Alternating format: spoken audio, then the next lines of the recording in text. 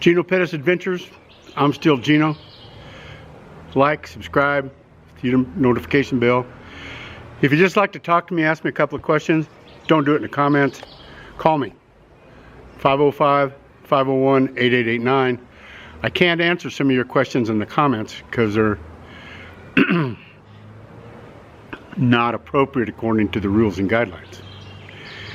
This is a very special video today that I have been appointed to do. And I don't really know how to do it. So here we go. I'm gonna just let her rip.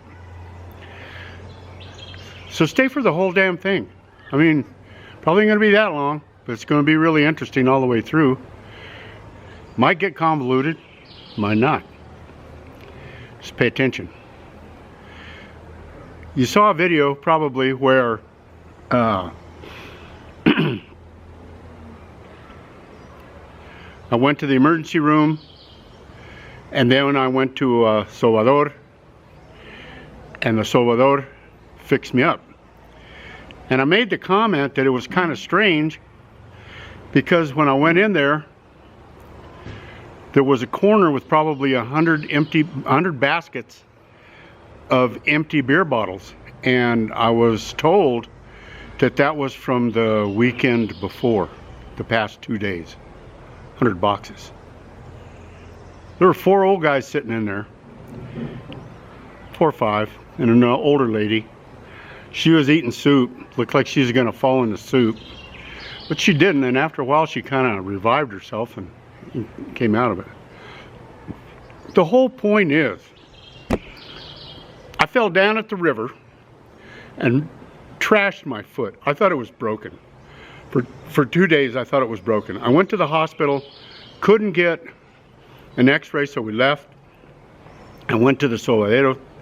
And when we pulled up, the driver shouted in the door, "You sell beer here?" And the answer from inside said yes. And we go in, and it's the Soladero sells beer, and that was the story about the 100 cases in the last 2 days. Well, I don't know, maybe I'm just old, man. I just walked into a clandestine beer joint.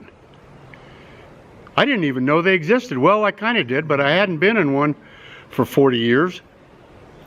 Kind of the same. If you don't know what clandestine means, look it up. If you don't know what speakeasy is, look it up.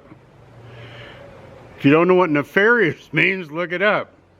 But I'm sitting in the middle of an underground bar at 1 o'clock, 2 o'clock in the afternoon with 4 or 5 old guys that were pretty drunk. No, they weren't even pretty drunk. But you could tell they'd been drinking all day, but they weren't drunk. You know why?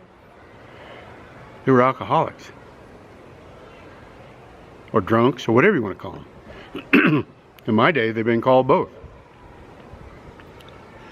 So this gentleman sat down and fixed my foot. Today is Tuesday.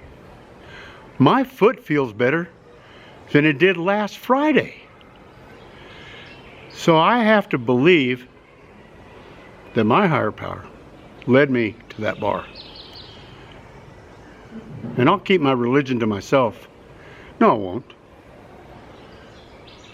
God sent me to that bar. You know why? Because he kept me sober and clean for the last, come the 4th of July, for the last 37 years. I haven't had a drink.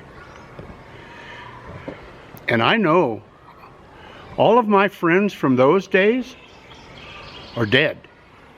All of them. None of them made it past 55 years old. None of them. Well, if there are, hi, God bless you. Or if you quit, God bless you, I hope you're okay. And my whole point is, I don't even know what my whole point is. My whole point is God works in really strange ways. And my driver, years ago, I don't know how many years ago, was a bus driver. And a drunk semi-driver hit him head on a mountain road. And he woke up upside down in that bus, bleeding, hanging by the seatbelt, could not unhook the seatbelt. He had to unhook, he had to dig in his pants and pull out his pocket knife and cut his seatbelt and cut himself out of that wreck. They took him to the hospital. They tried to put him under to cut his leg off. They almost killed him. So they, with it anesthetized, they cut his leg off with his eyes wide open. And they tried to cover his face with a rag.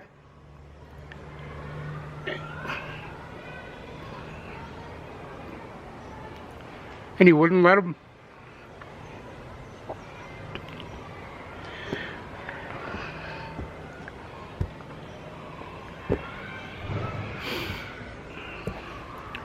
That man drinks way too much. But 4 months ago he quit.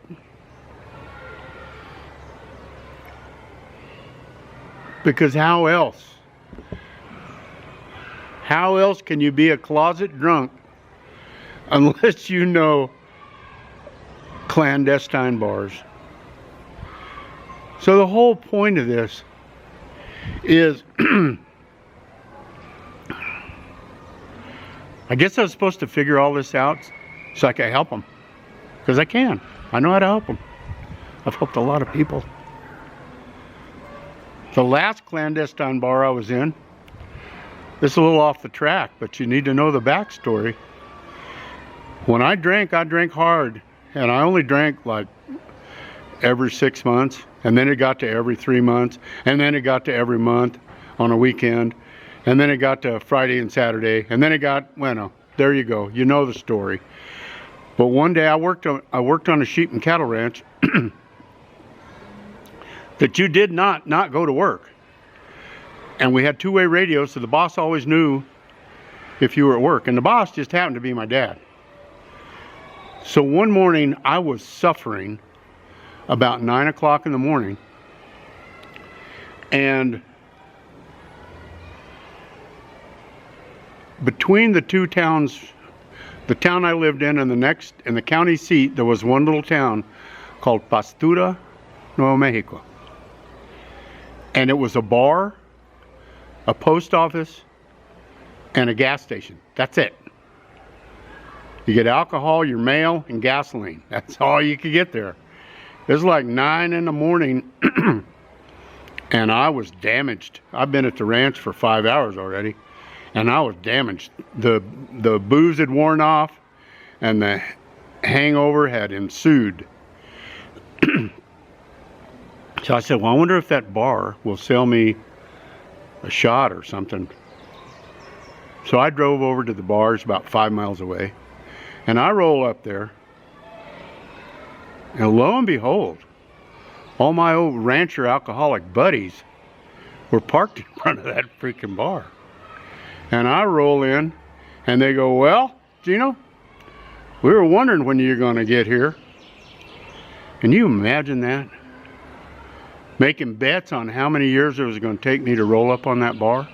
I was like 25, 28. I don't remember. But there we were drinking coffee and doing shots of whiskey. And back to work. Survive the day just to do it again. So I guess here's my point, guys. There's help out there if you need it. I got it. I got it for you. I'll give it to you.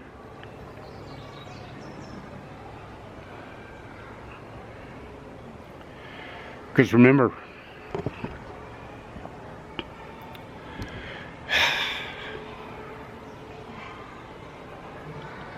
today is the first day of the rest of your life. And no, you don't have to go out like that. And if nothing changes, nothing changes.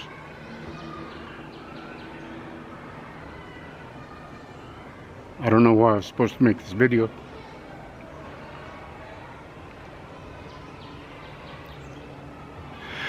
But I did. And God bless you. See you on the flip side.